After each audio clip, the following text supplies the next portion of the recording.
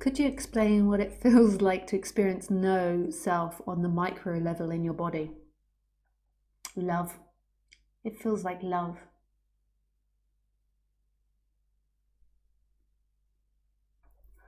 I don't like that though, this whole no self or self, because to me, so there's some teachers I hear speak that are very like there is no person inside here. There is a character here.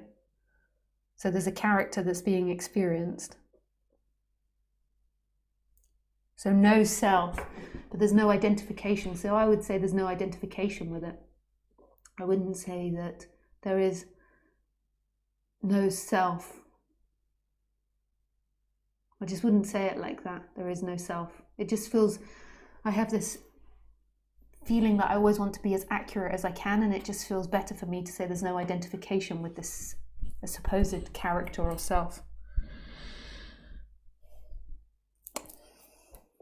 So I can't, so he originally asked me, how do you know there something about no self? And then he said, how do you know there is no identification? And I can't possibly know that. Maybe there is still identification with the character. It's not something that could be possibly known.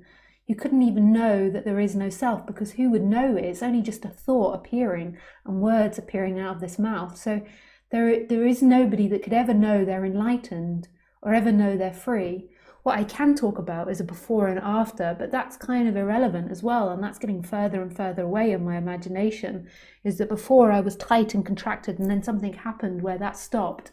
But this point of identification and no identification is possible to tell. You don't get this like booklet with it or leaflet to tell you where you are on the path. There isn't something like that, because who wakes up?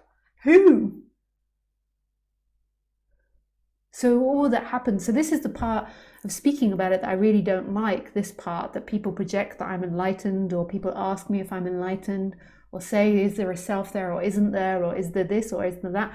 I don't know. I just speak about it because I love it, and I speak about it with people. And there was this big shift that happened, whereas before I used to suffer loads, and then that stopped. And that's what I speak about. And there's information in this body and stuff comes out. And if you resonate with it, that's brilliant and that's beautiful, and resonate and use it to help you grow. But I don't know where I am. How could anybody know where they are?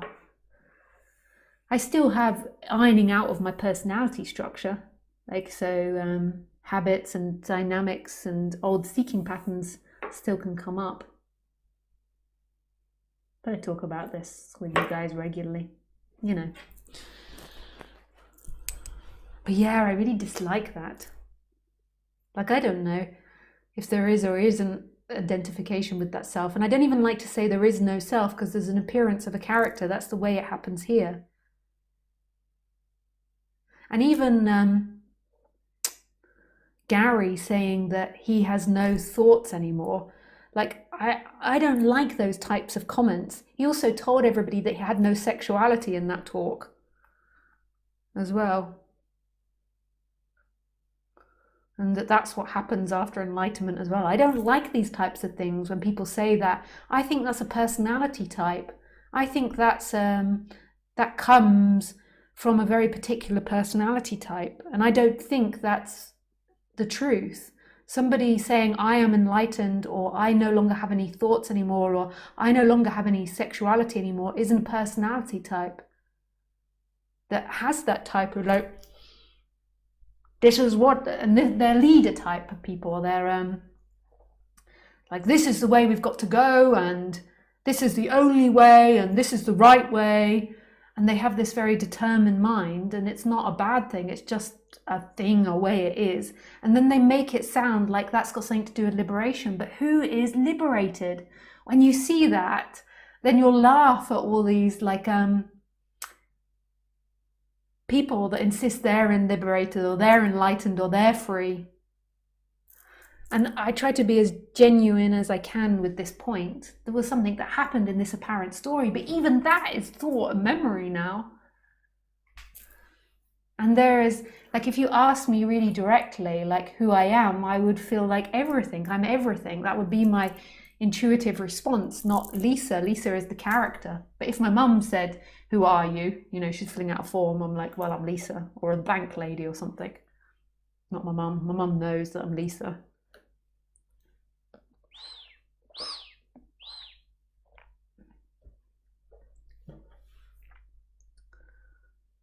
But you know, even, and I think this is so a personality type, because I'm even open to the idea that maybe there is a point that you come to where you're like, yes, I am enlightened and I no longer have thoughts and I no longer have sexuality. I'm even open for that appearing, because I don't know what the hell is going to appear. I don't know what the future holds. In a way, there is no future, there's only what is, and any idea that you hold to seems ridiculous, but who knows, that could be what happens.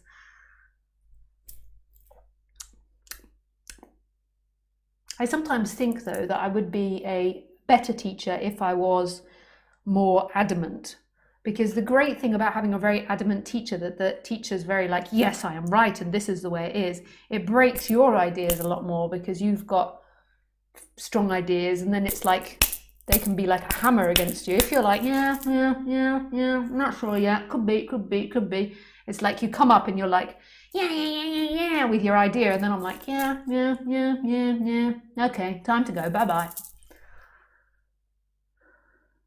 So sometimes it can be really good to have a teacher that's really got strong ideas, but it's a personality type, and don't be fooled by personality types.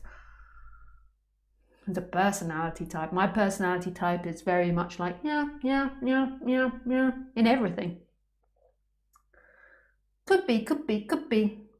I also think the awakening added to that. Could be.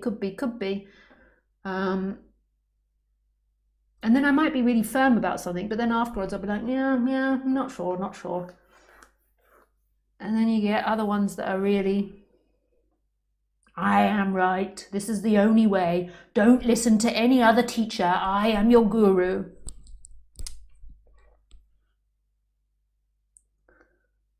I generally don't like those personality types, so I generally stay away from them. But I also see that they're helpful as well, and they help me on my understanding and on my search.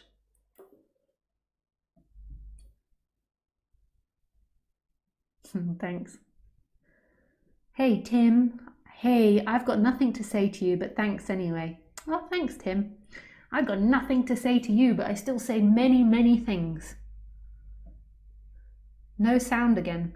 Oh, that was from before. Sound? Oh, yes. So when I went to the toilet. I must remember that.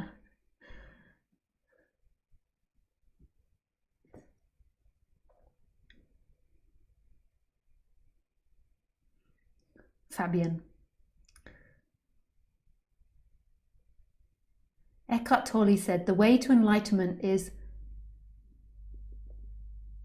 poured with disillusionment. I feel very disillusioned. Am I close to enlightenment now, or just disappointed?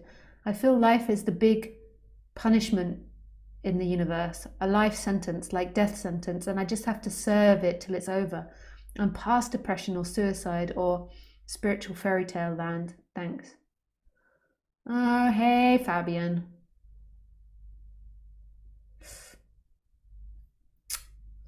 Fabian. Another Fabian. I've already spoken to a Fabian tonight.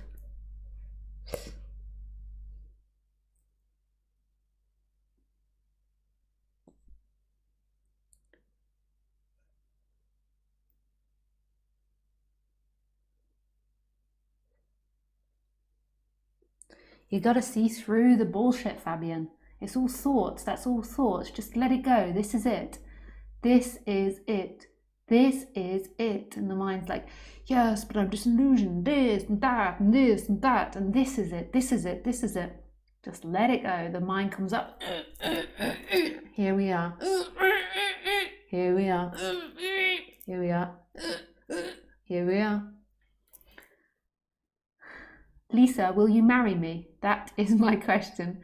Seriously, but not seriously, because all is real and unreal, like you, me and you, but there is no me and there is no you.